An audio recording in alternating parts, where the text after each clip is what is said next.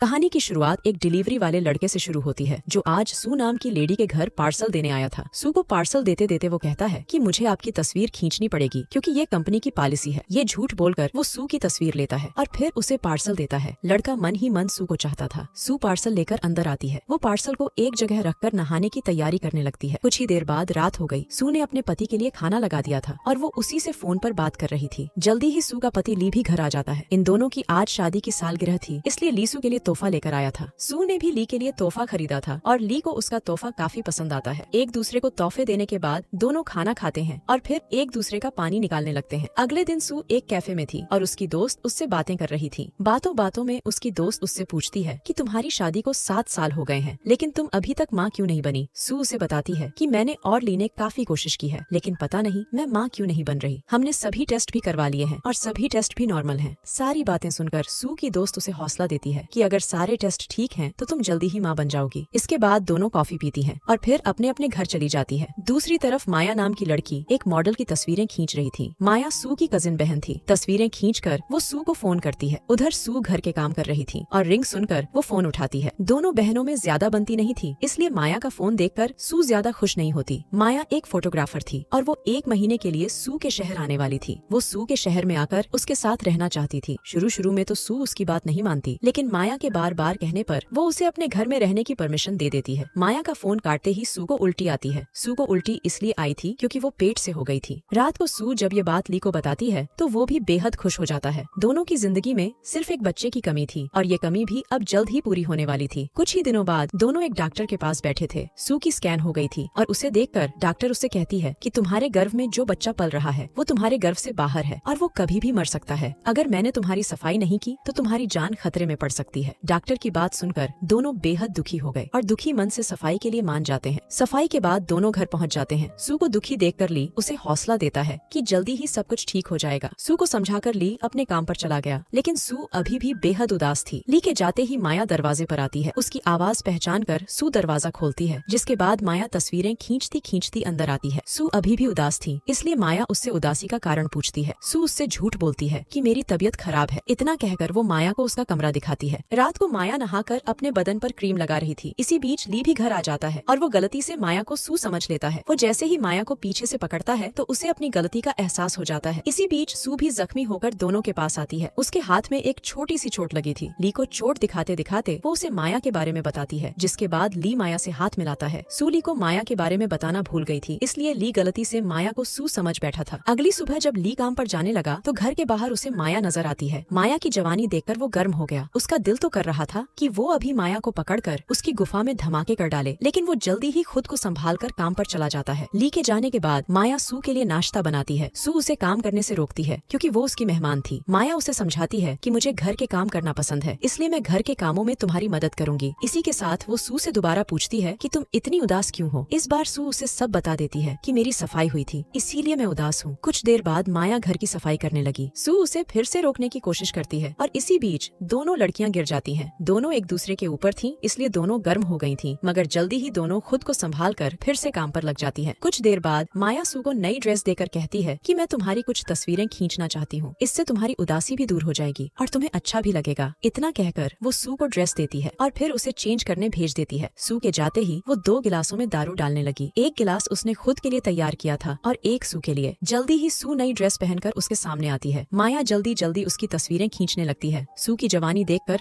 माया भी गर्म हो गई। तस्वीरें खींचने के बाद दोनों दारू पीती हैं और दारू पीते पीते एक दूसरे का पानी निकालने लग जाती हैं। थोड़ी ही देर बाद रात हो गई। ली भी अब घर आ चुका था, इसलिए तीनों मिलकर खाना खाने लगते हैं। खाना खाते खाते सू ली को सब बताती है कि आज माया ने मेरी तस्वीरें खींची। उसने ली को तस्वीरों के बारे में तो बता दिया था, लेकिन वो ये नहीं बताती कि माया ने उसका पानी भी निकाला था। खाने के बाद ली और सू अपने कमरे में आते हैं और एक दूसरे का पानी निकालने लग जाते हैं। उसके बाद ली सू से पूछता है कि माया हमारे घर से कब जा रही है, क्योंकि उसके कारण हमारी प्राइवेसी खत्म हो रही है। ली की बात सुनकर सू उदास हो गई क्योंकि उसे माया के साथ मजा आने लगा था। अगली सुबह सू माया के पास आकर कहती है कि तुम्हें अब जल्दी ही यहाँ से चले जाना चाहिए, क्योंकि तुम्हारे कारण ली को परेशानी हो रही है। सू की बात सुनकर माया हैरान हो गई। उसे लगने लगा कि शायद ली को पता चल गया है कि उसने सू का पानी निकाला है। सू उसे समझाती है कि ली को हमारे बारे में कुछ पता नहीं चला। असल में पहले हम दोनों घर के किसी भी हिस्से में शुरू हो जाते थे, लेकिन तुम्हारे आने के कारण ली ऐसा नहीं कर सकता, इसीलिए उसे तुमसे परेशानी हो रही है। सू की बात सुनकर माया कहती है कि मैं जल्द ही यहाँ से चली जाऊंगी। इसके बाद वो सू को चूमने लगती है और दोनों फिर से अपनी प्यास बुझाने लग जाती है। रात को माया जब अपने कमरे में थी तो ली उसके पास आता है। सू बाजार में राशन खरीदने गई हुई थी। ली माया के पास आकर कहता है कि मुझे पता है कि तुम मेरी बीवी को बिगाड़ रही हो, इसलिए तुम्हें मेरे घर से चले जाना चाहिए। ली की बात सुनकर माया हैरान हो गई। दरअसल माया जब सू की तस्वीरें खींचती खींचती उसका पानी निकालने लगी थी, तब ली किसी काम से घर आया था और उसने दोनों को साथ में देख लिया था। उसने उसी रात सू से जानबूझकर कहा था कि माया के कारण उसे परेशानी हो रही है। ली की सारी बात सुनकर माया कहती है कि अगर तुम चाहो तो हम दोनों बहनें मिलकर तुम्हारी गर्मी शांत कर सकती हैं। उसकी बात सुनकर ली इतना गुस्सा करता है कि वो गुस्से में आकर माया की गुफा में धमाके करने लगता है। माया भी उसे नहीं रोकती क्योंकि उसे भी ली के साथ मजा आने लगा था। अब कहानी कुछ दिनों बाद शुरू होती है। सू घर के काम कर रही थी और इसी बीच माया उसके पास आती है। माया उदास थी क्योंकि वो पेट से हो गई थी। वो ये बात जब सू को बताती है तो सू उससे उसके लवर के बारे में पूछती है। इससे पहले कि माया कोई जवाब देती तभी ली भी उनके पास आ जाता है। माया को उदास देखकर वो भी उससे उदासी का कारण पूछता है। माया उसे भी बता देती है कि मैं माँ बनने वाली हूँ। ये सुनकर ली के होश उड़ जाते हैं क्योंकि उस साले को पता था कि ये उसी का बच्चा है। वो अनजान बनकर माया से उसके लवर के बारे में पूछता है। माया दोनों से झूठ बोलती है कि पिछले हफ्ते में अपने लवर के साथ थी और ये उसी का बच्चा है। वैसे माया ने आज झूठ बोलकर ली को बचा लिया था, लेकिन उसका ये झूठ ज्यादा नहीं चलने वाला था। सू को जब दोनों की हरकत के बारे में पता चलेगा तो शायद वो दोनों का जलूस निकाल देगी। कुछ देर बाद ली माया के कमरे में आता है। सू बाथरूम में नहा रही थी। ली माया से पूछता है कि तुम बच्चे का क्या करोगी? मैं ना तो सू को बता सकता हूँ कि तुम्हारे पेट में मेरा बच्चा है और न ही सू को छोड़कर तुम्हारे साथ रह सकता हूँ। इसी बीच सू दरवाजे के पास आकर